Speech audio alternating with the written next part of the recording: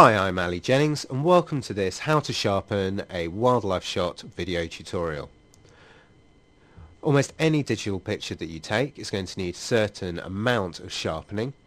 You'll often be looking through your images and notice that the detail within them is a little bit soft. And this becomes even more apparent when you're dealing with the fine detail of wildlife photography. So what we're going to do here is just to show you a very quick way to sharpen your images, and this should always be done as the very last enhancement that you do to your pictures. So if we take a look at the image after we've sharpened it, we can really see how crispness of the shot has really been enhanced.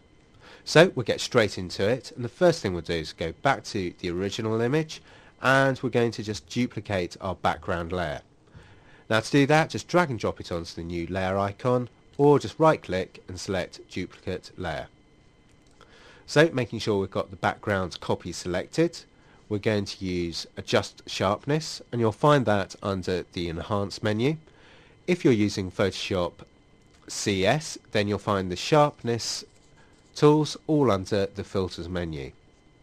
So for this particular image we're going to use adjust sharpness.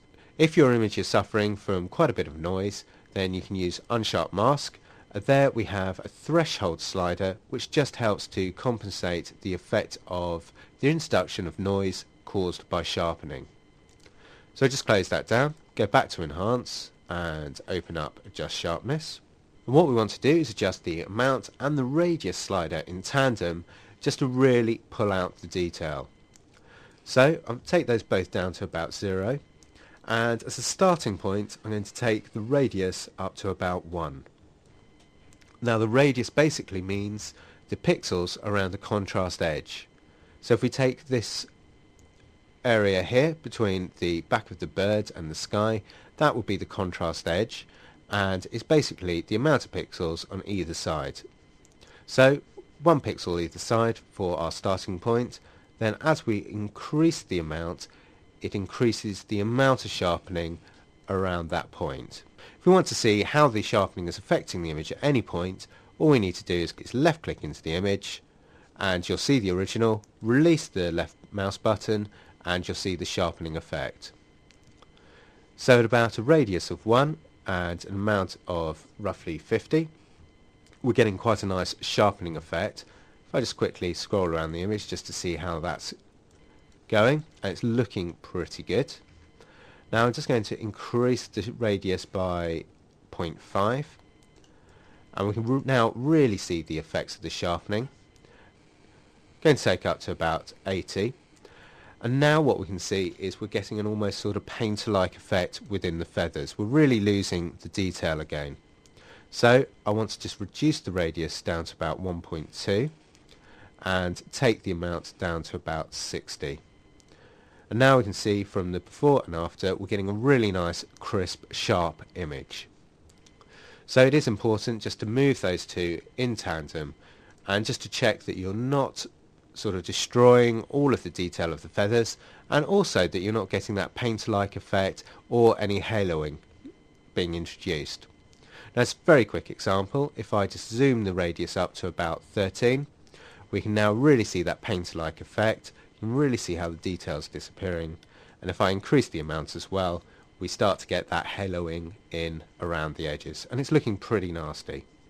So I take the amount back down to 70 and the radius I think to 1.2, and that's looking really rather nice. Now in the settings I just want to make sure that I've got more refine ticked, and then I can just click OK to apply the sharpening to the image. Now if I look at the original and the sharpened, it's already starting to look a lot better. Now if you're finding that the sharpening is just a little bit too much on your image, you can always reduce the opacity of the layer slightly, just so that it mixes the unsharpened and the sharpened layers together. Now with this image, as with many wildlife shots, you'll have a blurred background because you've used depth of field, just to really make the subject stand out, and so you really don't want any sharpening being applied to your background layer. So the easiest way to combat this is to use a layer mask. So what we're going to do is very quickly in Elements to create a Levels layer. Just going to click OK, then drag and drop that in between the background and the background copy layer. Hold down Alt and hover our mouse just in between the background copy and our new levels layer and left click, and that'll clip the levels layer to the background copy layer.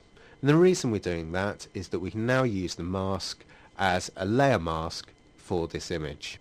Now what we want to do is to hide the whole of this background copy layer by using the mask. So if we go over to our paint bucket, make sure that we've got black as our foreground colour, and you can reset the colour palette just by hitting D, and swap the foreground and background colours around just by hitting X. Once we've done that, make sure you've got your layer mask selected and just left click into the image, and you can now see the whole of the layer mask is filled with black. That done, we're just going to switch our colour swatches, so white is back as the foreground. Select our brush, make sure that we've got quite a nice large brush with a soft edge, about 300 selected. We want to use that brush just to reveal the sharpened layer through the mask. Now around the head and feathers, and also down to the feet, we want those all nice and sharp, so we use a nice white colour swatch. If we want to adjust the brush size, we just use the square bracket tools just to increase or decrease the size. And again, we can just use that on the feet just to help with the sharpening there.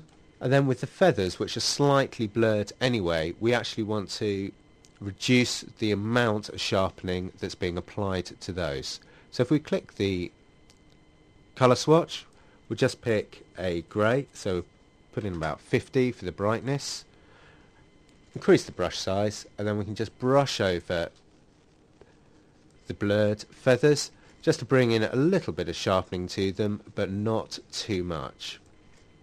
So you can actually vary the amount of sharpening that's being applied to different areas of the picture. And of course we didn't really want any sharpening in that nice blue sky, so we've just left that completely masked out. And I also want to just bring in a little bit of sharpening to the water and the water drops here. So again, I can just use my grey brush just to bring those back in and through. So once you've adjusted the amount of sharpening applied to the various different parts of the image, you can then flatten the image down and you're ready to print. So to do that, all I'm going to do is go up to my layer options, select flatten image, and there we have the final sharpened picture.